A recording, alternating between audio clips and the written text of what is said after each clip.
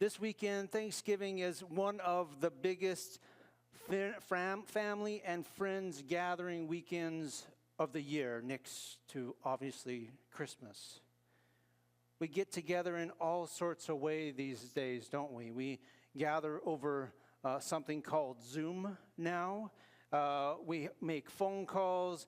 We try to make it in person, and we gather, and we try to figure out how much food we can digest in just a matter of hours.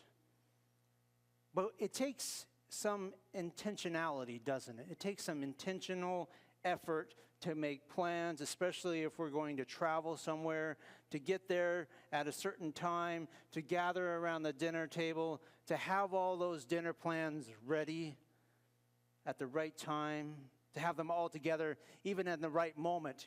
I grew up in a restaurant, and timing to a chef was everything. And I'm no chef, but making sure that the mashed potatoes and the turkey and the stuffing and all those things line up and are done at the same time, it's a miracle, really. But it takes intentionality, right, to get your family together, to even my small family, to get everybody in the same house, down at the dinner table at the same time. It takes effort.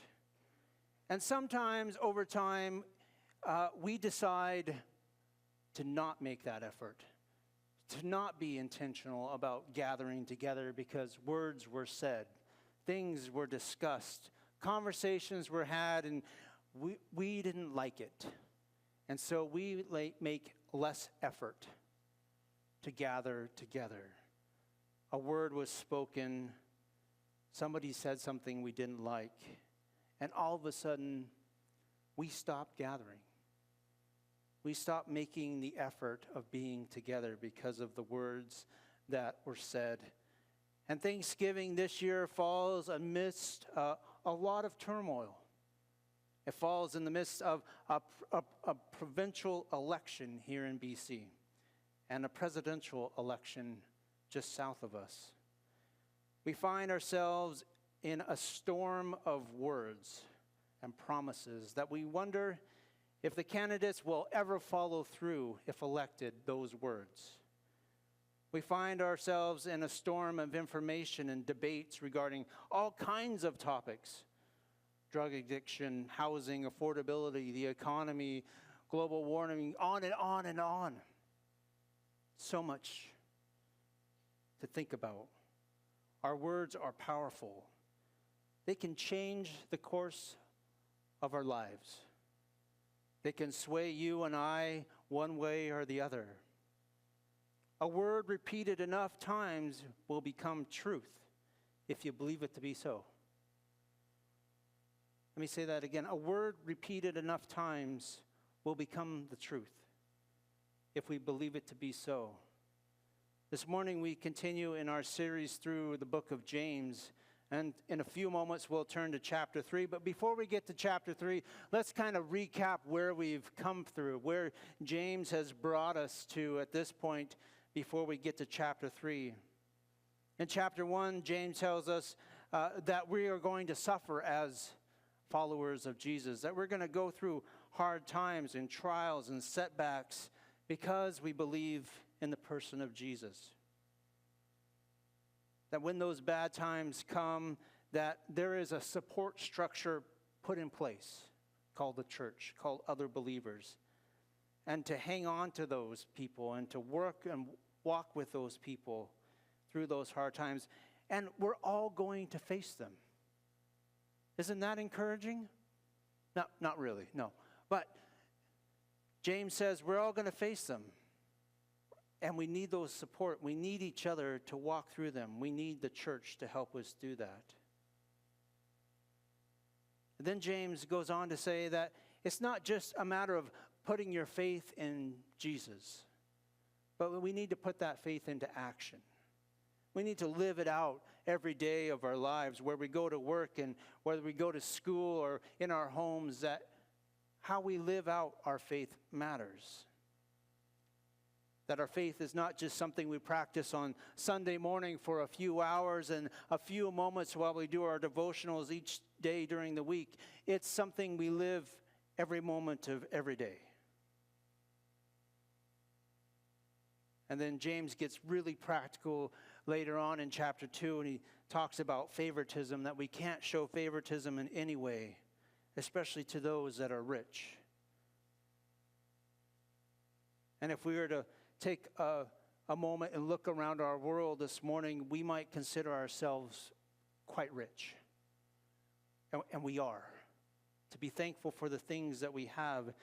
And so, let's look at what's going on in our world, even in the last 2 weeks. In the last 2 weeks, over 1 million people have been displaced in Lebanon. Over 1 million people in the last 2 weeks, and that is in addition to the 1.5 million refugees that were from Syria that Lebanon was taking in. 42% of the country is living in an emergency shelter at this point.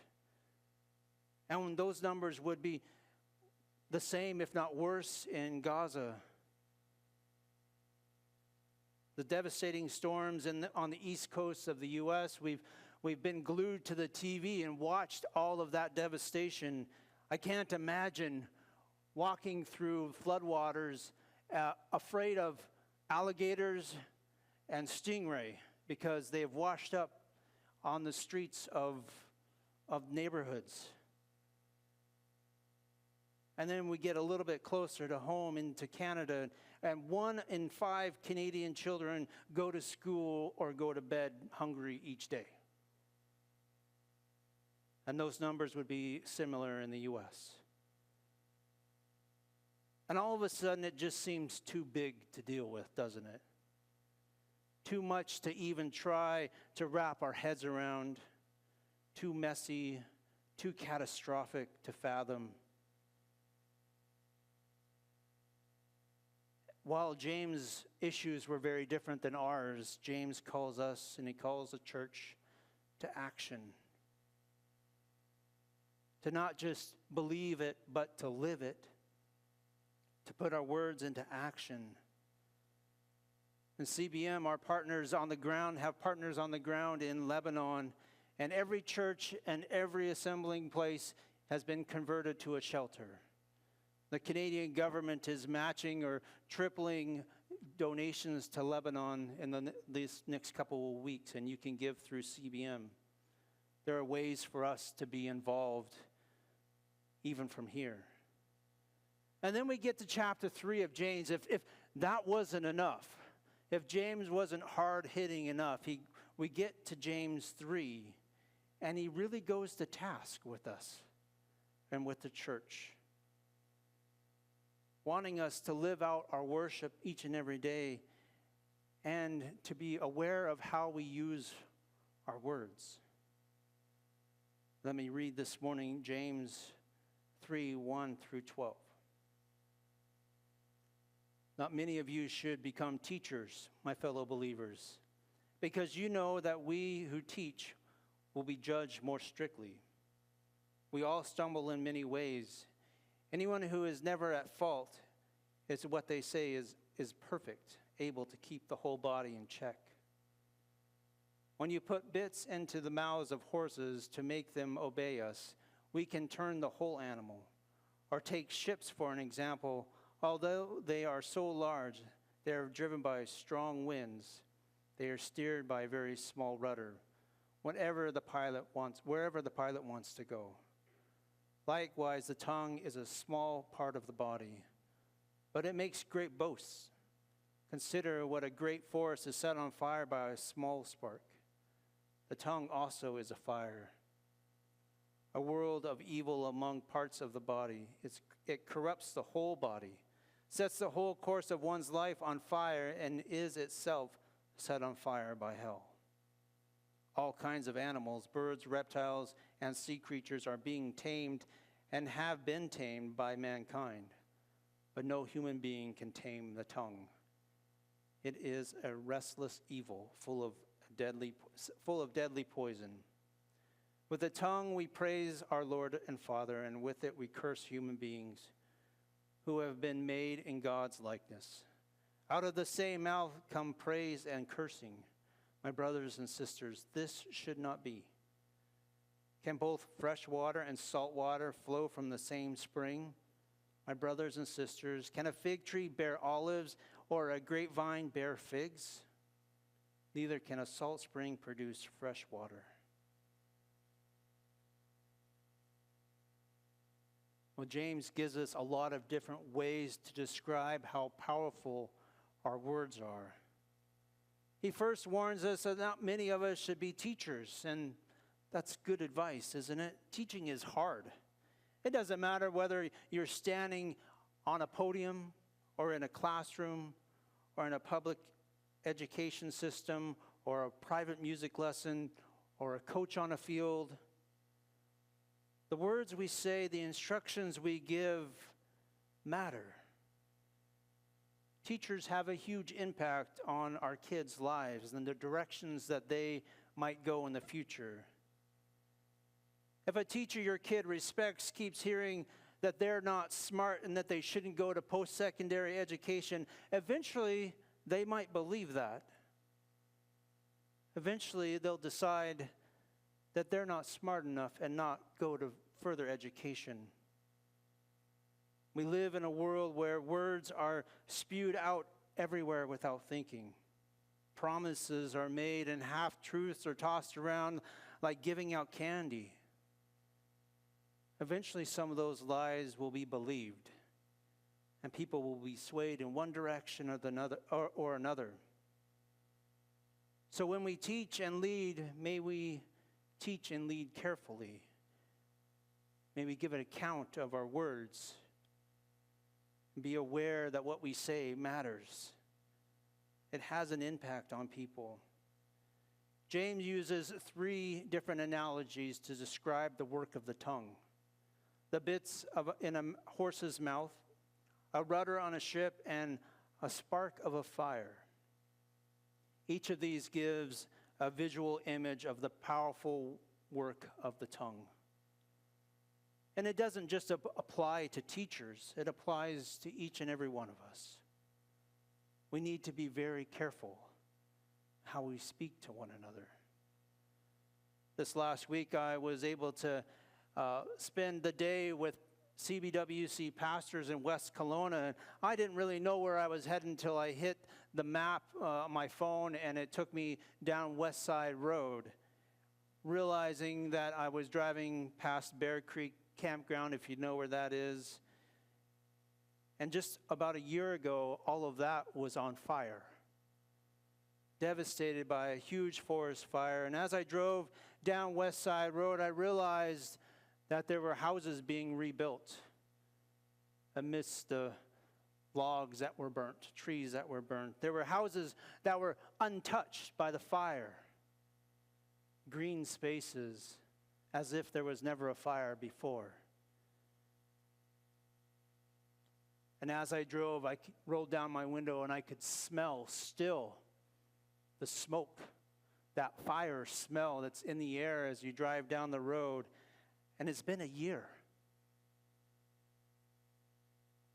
We sat in this house on the lake, and as we looked across and taught or learned and ate together and fellowshiped together, I could see where one spark jumped the lake.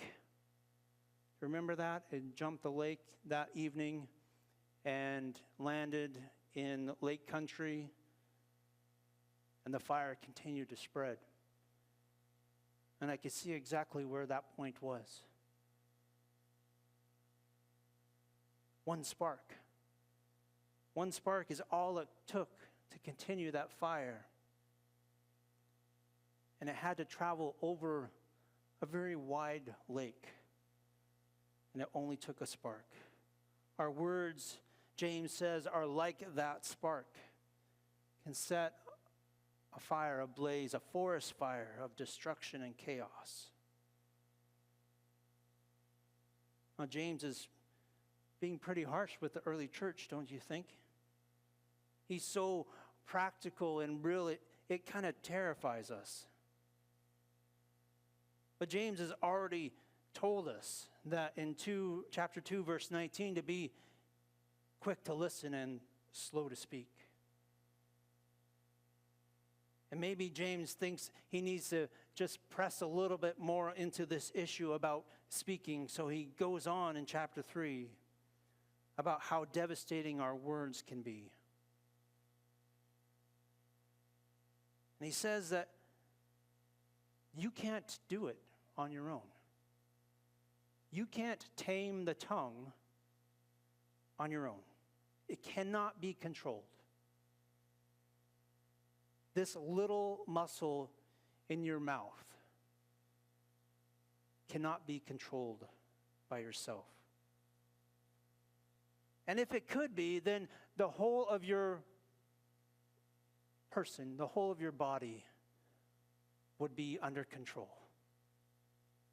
You would be able to do exactly what you want to do all the time. And James says it's simply not possible. Animals can be controlled. We can tame all kinds of animals. Think about this. I have a dog, and I don't honestly think that it can be controlled or tamed all the time, but I try. But think about the birds and the reptiles and the creatures of the sea. Now, I have a small dog. I don't have any snakes in my house, thank goodness. But I know of people that have pet snakes in their house. I would never have a pet snake, let alone one that's like a boa constrictor size, that's ginormous, and that could just wrap its body around you. And no, thank you. But I heard of stories where people have crocodiles and tigers and snakes and gorillas as pets.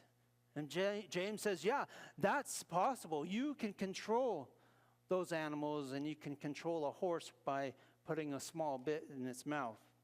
But the tongue, your tongue, my tongue, not possible.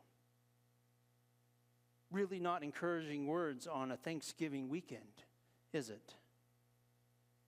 How do we have joy and thankfulness and gratitude and coming out of a message like this, out of James? And then he goes on to say that, when you go to a water source, that when you can't have salt water and fresh water come out of the same tap. And we know this. You can't have a tree produce two different kinds of fruit unless that tree has been grafted in, that fruit has been grafted in. And I had a tree like that, but it didn't survive the winter. It's not possible, James says. You can't have two different kinds of fruit out of the same tree. You can't have two different kinds of water out of the same spring. Therefore, we can't sing praises to God here now and then turn around and over a cup of coffee rip somebody apart about something we don't like, or talk poorly about someone or something.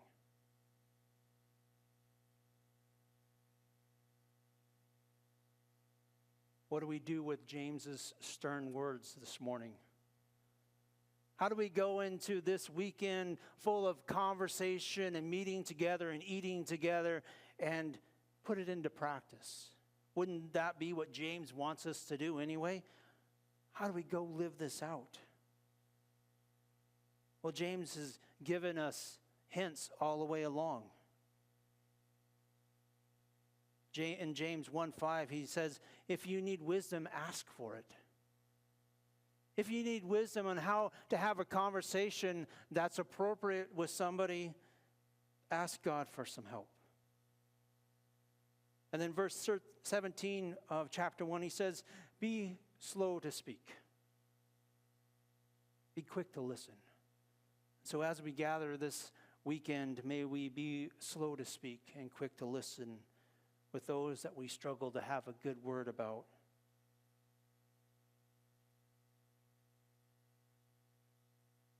Sometimes when we slow down and we listen, our anger and the words that we use change. And so we're able to respond appropriately. In verse 12, James says, to speak and act with mercy. That when we do speak, that it would be merciful, kind, gentle.